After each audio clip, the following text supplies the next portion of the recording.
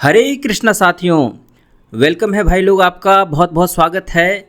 आज के इस मॉक टेस्ट में हम सीजीएल 2024 टीयर 1 के 26 सितंबर के फर्स्ट शिफ्ट के सवाल को देखेंगे। टोटल 25 सवाल हैं मैथ्स के, और यहाँ पर हम जानेंगे कि किस सवाल में हम किस टेक्निक का उपयोग करके समय को बचा सकते थे, और ये पेपर जो है ये सेक्शन मैथ्स का कितने समय में करने लायक था।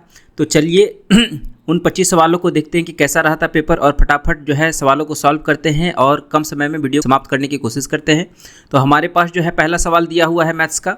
सवाल दिया हुआ है कि कितने स्कूलों की सेमेस्टर फीस से आय दान की राशि से 3 गुने से कम है। सेमेस्टर फीस जो है और डोनेशन फीस का जो हमारे पास रो है, तो यहाँ पर देखिए कि डोनेशन का 3 गुना से कम कौन सा हमारे पास कितने नंबर आ रहे हैं। ठीक है, तो यहाँ पर देखिए 14 तिहाई 42 ये एक ज़्यादा है, और यहाँ पर देखिए कि ये नहीं होगा। 17 तिहाई 51 ये भी नहीं होगा। 14 तिहाई 42 से कम आ रहा है, तो ये हो सकता है 50 तिया 150 से ये कम है, ये होगा। 19 तिया 57 ये ज़्यादा है, तो ये नहीं होगा। तो हमारे पास जो ऑप्शन बन रहा है वो ऑप्शन 1 बन रहा है, 2। ठीक है, अगले सवाल की तरफ चलते हैं। हमारा अगला सवाल है कि यदि वर्ष 2021 और 22 के दौरान क्रमशः कुल 16,000 और 18,000 छात्र थे, तो 2021 के संबंध में 2022 में स्कूल 4 में छात्रों की संख्या में अंतर क्या है। तो इसमें 16,000 थे और इसमें 22,000 थे। तो सिंपली क्या करना है कि गुना कर देना। ये परसेंटेज वैल्यू दिया हुआ है आपका। ठीक है, तो 22,000 का सॉरी ये है 18,000। ठीक है, तो 18,000 का 22% निकालेंगे तो 18 दूनी 36 और 18 दूनी 36 और 3 39 396, और इधर 16 तिहाई 48 और 16 दूनी 32 और 4 36 368 आ रहा है। तो इन दोनों का डिफरेंस कितना आ रहा है, तो 396 में से 68 जाएगा, 96 में से 68 जाएगा तो कितना बचेगा, 28 बचेगा, यानी कि 280 जो होगा हमारा आंसर बनेगा। ठीक है, अगला है कि किसी भी त्रिभुज के लिए कौन सा यहाँ पर कथन सत्य है। ठीक है, फॉलोइंग स्टेटमेंट्स आर ट्रू। तो यहाँ पर देखिए कि सम ऑफ इंटीरियर एंगल्स जो है अंतःकोण जो होते हैं त्रिभुज के 180 डिग्री के बराबर होते हैं, ये सही है। ऑल इंटीरियर्स एंगल्स कांट भी इक्वल हो सकते हैं। समबाहु त्रिभुज में होता है इक्वल 60-60-60 का, ये गलत हो जाएगा। Can have at the most one obtuse angle, एक जो है अधिक कोण हो सकते हैं। तो हमारा अधिक कोण त्रिभुज में एक कोण जो होता है 90 डिग्री से बड़ा होता है। ठीक है, तो वो हमारा अधिक कोण हो सकता है। और सम ऑफ 2 साइड्स में और मे नॉट भी equal to the third side. Sum of 2 sides जो होगा वो हमेशा ग्रेटर देन थर्ड साइड होगा। ठीक है, तो हमेशा बड़ा होता है किसी भी त्रिभुज में, 2 भुजाओं का जो योग होगा वो हमेशा बड़ा होगा। ठीक है, तो डी वाला ऑप्शन हमारा नहीं होगा। तो हमारा कौन कौन सा ऑप्शन बन रहा है, ए और सी। ठीक है, अगला है कि एक पाइप एक टैंक को दूसरे पाइप से 4 गुना तेजी से भर सकता है। यदि दोनों पाइप मिलकर टैंक को 48 मिनट में भर सकते हैं, तो धीमी गति वाला पाइप अकेले टैंक को भरने में कितना समय लेगा। ठीक है, तो एफिशिएंसी कितना है ए और बी का, 4/1, 4 गुना है बी से। आप यहाँ पर देखिए कि दोनों 48 मिनट में भर रहे हैं, तो टोटल वर्क कितना हो जाएगा, टोटल वर्क बराबर कितना हो जाता है, एफिशिएंसी गुना टाइम। तो एफिशिएंसी कितना हो जाएगा दोनों का, 5 गुना, और टाइम कितना है 48 पंचे 240। ठीक है, ये टोटल वर्क हो गया। तो स्लो वाला पाइप कौन सा है जिसका एफिशिएंसी कम है, तो स्लो का टाइम कितना लगेगा, तो टाइम बराबर वर्क बटा एफिशिएंसी। कुल वर्क कितना है 240, और एफिशिएंसी बी का कितना 1। ठीक है, तो 240 मिनट हमारा आंसर होगा।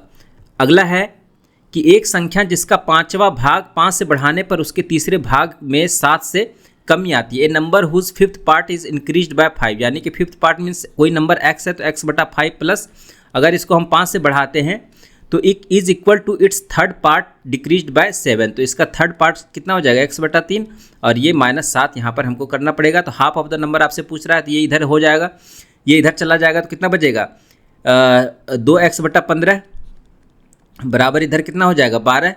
तो 2 छक्का 12 और x बराबर 90, तो 90 का आधा कितना हो जाएगा 45 हमारा आंसर होगा। नेक्स्ट है एक शंकु का कुल पृष्ठीय क्षेत्रफल क्या होगा जिसका वक्र पृष्ठीय क्षेत्रफल 550 वर्ग सेंटीमीटर और त्रिज्या 7 सेंटीमीटर है। ठीक है, तो वक्र पृष्ठीय क्षेत्रफल मतलब πr/l। ठीक है, l जो होगा हमारा तिरछा ऊंचाई होगा, तो यहाँ से 550 वर्ग सेंटीमीटर दिया हुआ है, तो पाई का मान 22/7 लेंगे, और r का मान ऑलरेडी 7 है, तो 7 कैंसिल हो जाएगा, 11 दूनी 22 और 11 × 5 = 55, और l का मान कितना आ जाएगा 25। तो यहाँ पर कुल पृष्ठीय क्षेत्रफल कितना हो जाएगा, πr × l + r। ये फॉर्मूला होता है कुल पृष्ठीय क्षेत्रफल का, टोटल सरफेस एरिया। ठीक है, बराबर। तो ये 22/7 गुना 7 कट जाएगा तो सिर्फ 22 बनेगा। और इधर L प्लस R कितना हो जाएगा, R है हमारे पास 7 और L है हमारे पास 25, 7 32, ठीक है।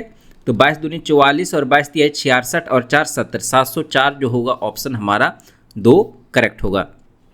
अगला है कि 2 सक्सेसिव परसेंटेज डिक्रीज आपके पास दिया हुआ है 25% is by what percentage less than 2 successive percentage increase of 25% each. आपके पास 2 सक्सेसिव डिक्रीज दिया है 25% का। तो पहला केस में हमारे पास क्या बनेगा कि 25% का बराबर 1/4 माइनस 1/4। पहले केस में हमारा ओरिजिनल 4 था, फिर घट के 3 हो गया, फिर 2 बार हमको डिक्रीज करना है तो 1 4 और 1 3, तो इधर कितना हो जाएगा 16 और इधर कितना हो जाएगा 9, ठीक है।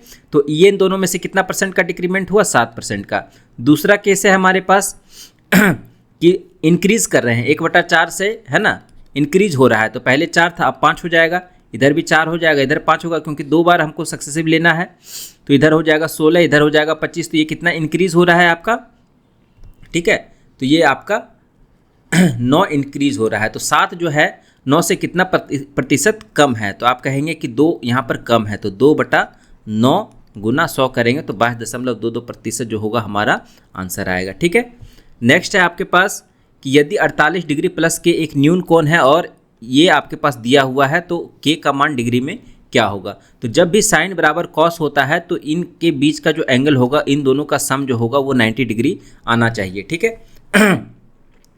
तो इन दोनों का सम में 90 डिग्री कब आ रहा है, तो 48 + 13 कितना हो जाएगा, 61 आ जाएगा, ठीक है। तो बचा कितना, 90 में से घटा देंगे तो 90 में से 61 जाएगा, तो 29 डिग्री हमारा आंसर बनेगा, ठीक है। नेक्स्ट है आपके पास कि यदि किसी त्रिभुज के कोणों का अनुपात इतना दिया हुआ है तो सबसे बड़े कोण का मान क्या होगा। तो कोणों का अनुपात 7:8:3 है। तो कुल कोण जो होंगे वो 180 डिग्री के बराबर होंगे। तो यहाँ पर 8 7 15 3 18 इकाई बराबर 180, तो 1 इकाई बराबर कितना हो जाएगा 10। तो बड़ा कोण कौन सा, 8, तो 8 × 10 कितना हो जाएगा 80 डिग्री हमारा आंसर होगा। नेक्स्ट है आपके पास कि आपके पास एक व्यंजक दिया हुआ है और इसका मान आपको निकालना है। तो यहाँ पर देखिए कि आप आसानी से थीटा बराबर 45 डिग्री पुट करके आंसर तक पहुँच सकते हैं, ठीक है। तो यहाँ पर 45 रखेंगे तो 5/2 + 3/1 + 1 2 हो जाएगा, और +2 cos² 45 का मान 2 गुना 1/√2 होता है, तो 1/2 हो जाएगा, ठीक है। तो 5 3 8/2 मतलब 4 + 1 5 हमारा आंसर होगा। नेक्स्ट है आपके पास कि निम्नलिखित में से किस वर्ष के जोड़े में तीनों कंपनियों का कुल निर्यात बराबर है। तो कंपनियों का निर्यात यहाँ पर देखिए PQR दिया हुआ है और यहाँ पर निर्यात सबका जोड़ के देखिए कौन सा हमारा इक्वल आ रहा है। तो यहाँ पर देखेंगे पहले 2020-21 में जाएंगे तो 20-21 में नहीं हो रहा, 4 3 7 3 10, इधर 9 आ रहा है, इधर 9 है, इधर 10 है, 15 2 इधर कितना हो जाएगा 5 2 2 4 और 1 5, ठीक है। 55 आ रहा है, इधर 5500 है ना, इधर 9000 आ रहा है, 4 3 7 2 9 इधर भी आ रहा है, और इधर 15, इधर 9 और 4 49 आ रहा है, ठीक है। तो बराबर हमारा कौन सा आ रहा है, देख के ही पता चल रहा है कि 18 और 20 में हमारा बराबर आ रहा है। नेक्स्ट है आपके पास कि रेशियो है 2019 से 22 की अवधि के दौरान दिल्ली और कोलकाता में औसत उत्पादन के बीच का अनुपात क्या है। तो 19 और 20 में दिल्ली और कोलकाता, दिल्ली है ब्लू और कोलकाता है आपका येलो, ठीक है। तो इसको आप जोड़ेंगे तो यहाँ पर कितना आ रहा है 600, और इधर आ रहा है 450, और इधर आ रहा है 350, 450 350 800 600 1400, और इधर आ रहा है 800, इधर हो गया 2200, ठीक है। और डिवाइडेड बाय कोलकाता का कितना बन रहा है 500, और इधर 400 900 900 250 1150 और 650 1500 1100 600 1700 और 1800, ठीक है। ये 1800 हमारा बन रहा है। तो ये कितना हो जाएगा हमारे पास 11:9 हमारा आंसर होगा। नेक्स्ट है आपके पास कि एक कमरे में in a room there are some chairs and some people, ठीक है। If on each chair only 1 person is seated then there is no chair for exactly 1 person. If on each chair 2 persons sit, then there is 1 vacant chair. What is the number of chairs in the room? यहाँ पर सवाल में कह रहा है कि एक कमरे में कुछ कुर्सियाँ हैं और कुछ लोग हैं। अगर हम एक कुर्सी पर एक आदमी को बैठाते हैं तो एक आदमी जो है खाली रह जाता है, वो कुर्सी नहीं ले पाता, और अगर हम एक कुर्सी पर 2 आदमी को बैठाते हैं तो एक कुर्सी खाली रह जाता है। तो पूछ रहा है कि नंबर ऑफ चेयर्स, यहाँ पर कुर्सियों की संख्या क्या बनेगी। तो इसको हम ऑप्शन से भी बना सकते हैं, ठीक है। तो सबसे पहले हम देखिए कि ऑप्शन से चलते हैं। तो ऑप्शन है हमारे पास नंबर ऑफ चेयर्स अगर 7 है तो कुर्सियों की संख्या जो रही होगी वो नंबर ऑफ चेयर्स अगर 7 है तो पीपुल जो है 8 रहे होंगे, क्योंकि एक पर्सन अगर एक कुर्सी पर बैठ रहा है तो एक पर्सन खाली रह जा रहा है, तो टोटल नंबर ऑफ पीपुल इससे एक ज़्यादा रहे होंगे। तो यहाँ पर 7 कुर्सी है, तो एक कुर्सी पर अगर हम 2-2 आदमी को बैठाएंगे, ठीक है, 3, 4, 5, 6, 7, अगर 2-2 आदमी को बैठाएंगे तो 3-4 ही तक में ये पूरा आदमी बैठ जाएगा। 3 कुर्सी यहाँ पर खाली हो जा रहा है, लेकिन यहाँ पे बोल रहा है कि एक ही खाली होना चाहिए, तो ये ऑप्शन हमारा नहीं बनेगा। ठीक है, 4 में जाएंगे तो अगर हम 4 को लेते हैं तो पीपुल कितने हो जाएंगे, 5 हो जाएंगे। तो अगर हम 2-2 को बैठाएंगे तो 2 कुर्सी हमारा खाली रह जाएगा, तो ये भी ऑप्शन नहीं होगा।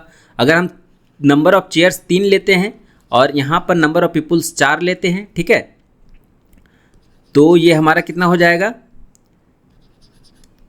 तो 2-2 आदमी को बैठाएंगे दोस्तों, तो यहाँ पर 2 बैठा, यहाँ पर 2 बैठा, 4 आदमी, तो एक चेयर जो है खाली रह जा रहा है, तो ऑप्शन 3 हमारा करेक्ट यहाँ पर बैठ रहा है, तो ये हमारा आंसर बनेगा। ठीक है, अगर इसको आप इक्वेशन से सॉल्व करना चाहते हैं तो यहाँ पर देखिए कि कैसे बनेगा। पहला कंडीशन मान लेते हैं कि नंबर ऑफ चेयर्स जो है ना x है, तो नंबर ऑफ पीपुल कितना बनेगा, x + 1 बनेगा। ठीक है दोस्तों, अब पूछ रहा है कि अगर 2 पर्सन को बैठा रहे हैं, ठीक है, तो 2 पर्सन को बैठा रहे हैं एक चेयर पे तो एक चेयर जो है आपका खाली रह जा रहा है, तो यहाँ पर नंबर ऑफ पीपुल कितना हो जाएगा, 2x। अगर एक नंबर ऑफ चेयर्स x और एक कुर्सी पर 2 आदमी बैठ रहा है तो नंबर ऑफ पीपुल कितना हो जाएगा, 2x हो जाएगा।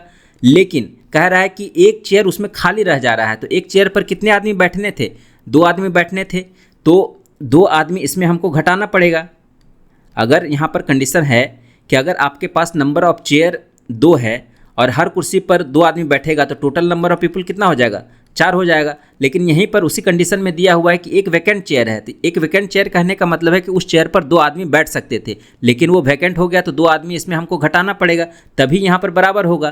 तो या तो नंबर ऑफ चेयर्स को बराबर कीजिए या नंबर ऑफ पीपुल को बराबर कीजिए, तो यहाँ पर नंबर ऑफ पीपुल दोनों ही केस में बराबर होगा, क्योंकि आदमी तो बढ़ नहीं रहा है ना ही घट रहा है। ठीक है, तो इसको x + 1 बराबर हम 2x - 2 करेंगे तो हमारा आंसर आ जाएगा, ये 2x - x बराबर हो जाएगा, और इधर 1 + 2 बराबर 3 हो जाएगा। तो नंबर ऑफ चेयर्स जो बनेगा दोस्तों हमारा 3 बनेगा। ठीक है, तो इस टाइप के सवाल जो है लॉजिक से हल होने वाले सवाल हैं और ऑप्शन से करना ज़्यादा उचित रहता है। चलिए अगले सवाल की तरफ बढ़ते हैं। अगला सवाल है हमारे पास कि एक व्यक्ति पहले किसी वस्तु की कीमत 8% बढ़ाता है और फिर 18% की छूट देता है, तो यहाँ पर सक्सेसिव लगाएंगे। तो सक्सेसिव का क्या फॉर्मूला है, +8, यहाँ पे एक बार घटाएंगे, एक बार बढ़ाएंगे, एक बार घटाएंगे यहाँ पर। ठीक है, पहले क्योंकि बढ़ा हुआ है और फिर घटा हुआ है, फिर -8 × 18/100। ठीक है, तो यहाँ से 8 में से 18 जाएगा तो -10 और 18 44 से -1.44 यानी कि 11.44 हमारा आंसर होगा।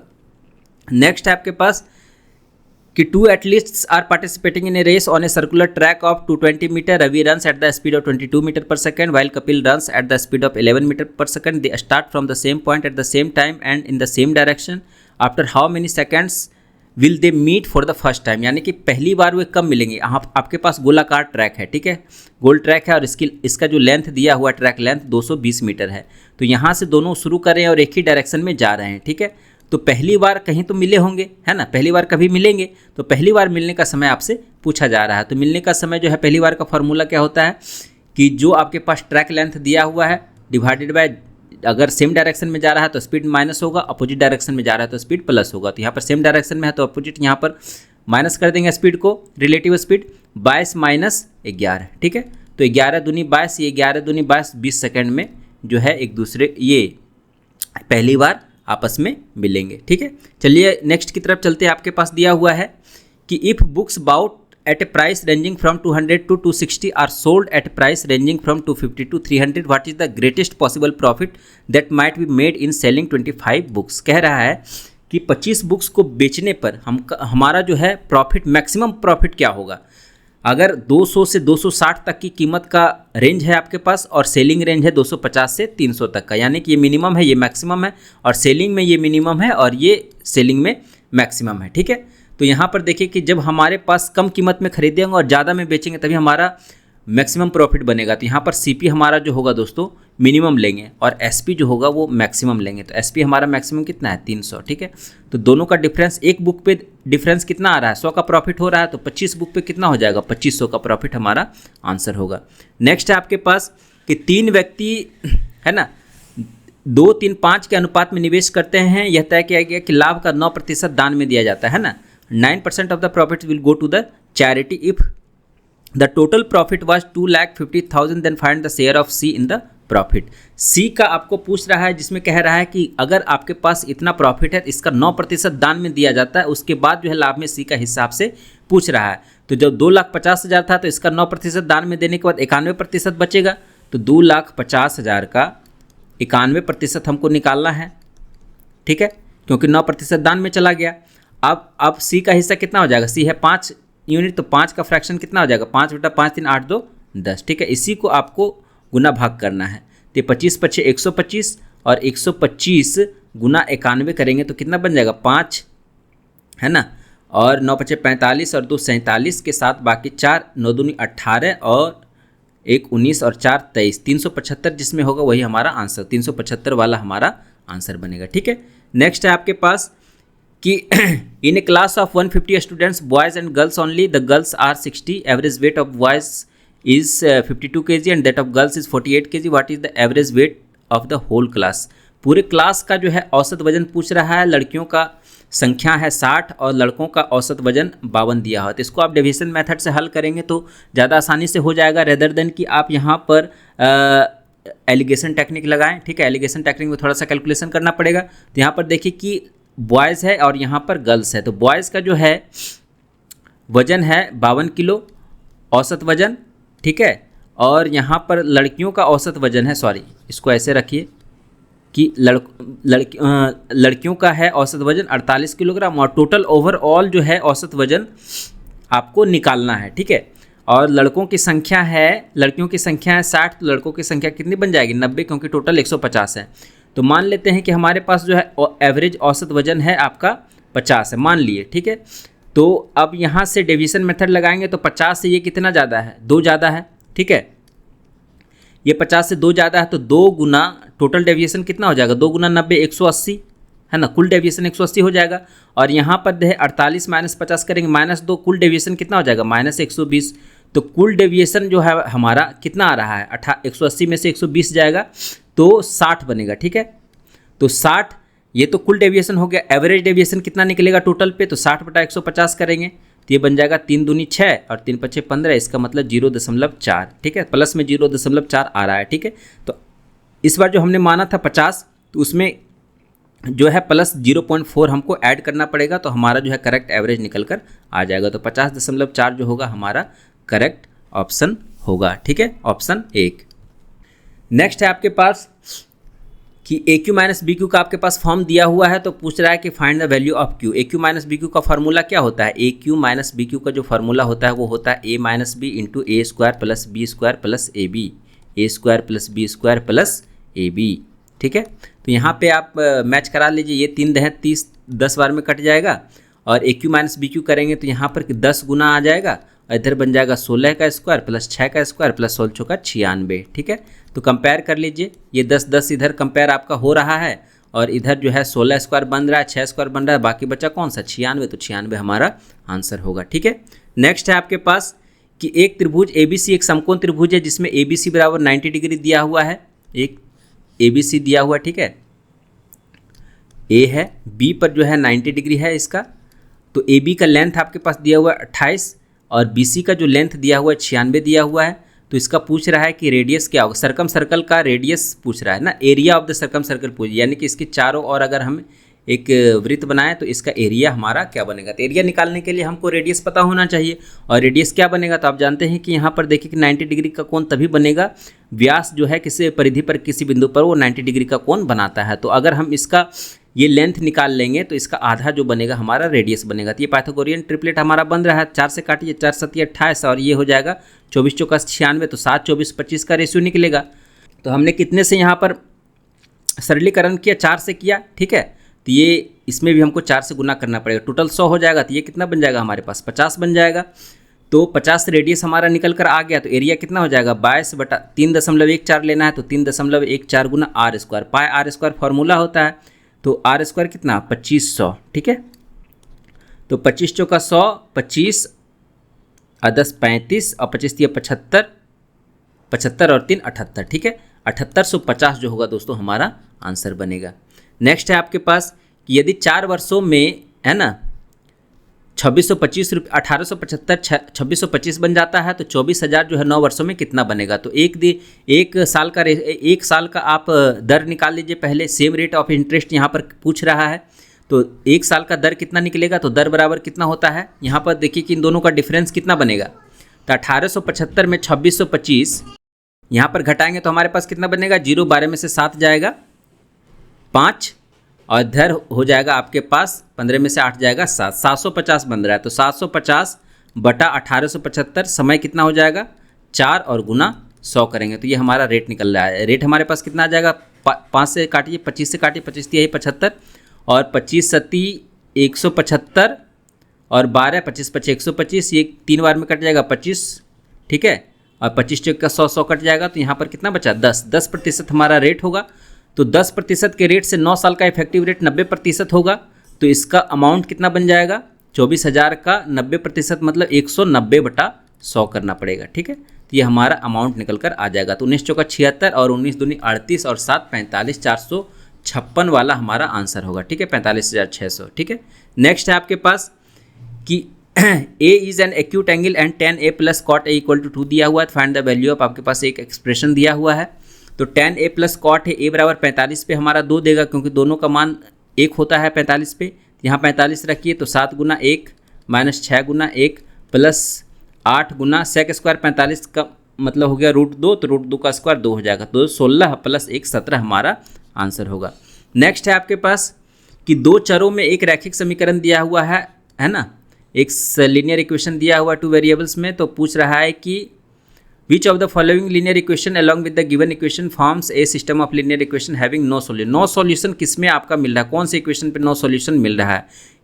ऐसा रैखिक समीकरण आपको इन ऑप्शन में पता करना है जिसका कि दोनों को मिलाने पे आपका कोई हल नहीं आएगा, ठीक है। कोई हल नहीं आने का फॉर्मूला क्या होता है, प्रॉपर्टी क्या होता है, a1 बटा a2 बराबर b1 बटा b2 not equal to c1 बटा c2। इस प्रॉपर्टी पे हमको फोकस करना है, ठीक है। तो यहाँ पर देखिए कि a1 बटा a2 किस में आ रहा है, तो 5 बटा 5 1 आ रहा है और इधर 7 बटा 7 1 आ रहा है, यानी कि दोनों बराबर है। और माइनस 8 बटा